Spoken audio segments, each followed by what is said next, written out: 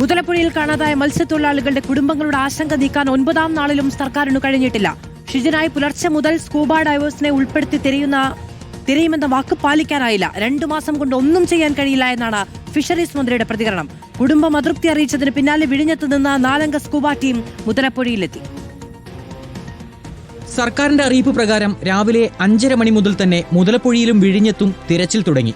എന്നാൽ കഴിഞ്ഞ ദിവസങ്ങൾക്ക് സമാനമായി പേരിനു മാത്രമായിരുന്നു തിരച്ചിൽ. പ്രാദേശിക മത്സ്യത്തൊഴിലാളികളെ സ്കൂബ ഡൈവേഴ്സിനൊപ്പം ഷിജിനെ കണ്ടെത്താൻ രാവിലെ മുതൽ നിയോഗിക്കുമെന്ന മന്ത്രി CP ജോണിന്റെ വാഗ്ദാനം നടപ്പിലായില്ല. ഫുൾ ടൈം എല്ലാവരും തെരഞ്ഞുകൊണ്ടിരിക്കുക, നിങ്ങൾ എല്ലാവരും കണ്ടുകൊണ്ടിരിക്കുവല്ലേ, ഞങ്ങളുടെ ആൾക്കാർ തന്നെയാണ് ഇതിൽ എല്ലാവരും തെരഞ്ഞുകൊണ്ടിരിക്കുന്നത്. സർക്കാരിന്റെ അലംഭാവം തുടരുന്നതായും മന്ത്രിമാർ ഉത്തരവാദിത്തം നിറവേറ്റുന്നില്ല എന്നും മുതലപ്പുഴയിലെത്തിയ CPI സംസ്ഥാന സെക്രട്ടറി ബിനോയ് വിശ്വം. ഇവിടെ വന്നപാടെ അറിഞ്ഞ കാര്യം നടക്കുന്ന കാര്യമാണ്.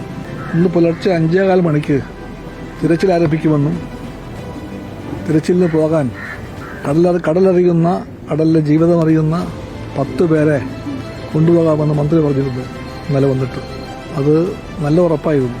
ആ ഉറപ്പ് കുറിപ്പിന്റെ ഉറപ്പായിരിക്കുകയാണ്.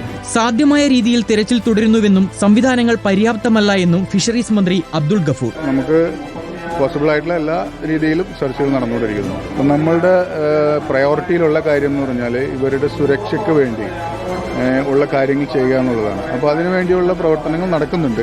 മുങ്ങൽ വിദഗ്ധർ എത്താത്തതിൽ കുടുംബം പ്രതിഷേധം അറിയിച്ചതിന് പിന്നാലെ വിഴിഞ്ഞത്ത് നിന്ന് 4 അംഗ സ്കൂബ ടീമിനെ മുതലപ്പുഴയിലെത്തിച്ചു. പ്രതികൂല കാലാവസ്ഥ രക്ഷാപ്രവർത്തനത്തിന് തടസ്സമായി നിൽക്കുന്നുണ്ട്. റിപ്പോർട്ടർ, തിരുവനന്തപുരം.